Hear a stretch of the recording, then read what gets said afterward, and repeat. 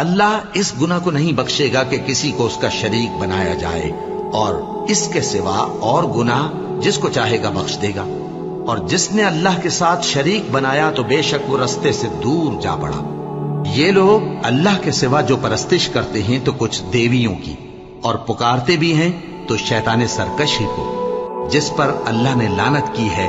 और वो अल्लाह से कहने लगा, मैं तेरे बंदों से गैरुल्लाह की नियाज दिलवाकर माल का एक मुकर्रर हिस्सा ले लिया करूंगा, और उनको गुमराह करता और उन्हें उम्मीदें दिलाता रहूंगा, और ये सिखाता रहूंगा कि जानवरों के कान चीरते रहें, और उन्हें समझाता रहूंगा, तो वो अल्लाह की बनाई हुई सूरतों को बिगाड़ते रहेंगे।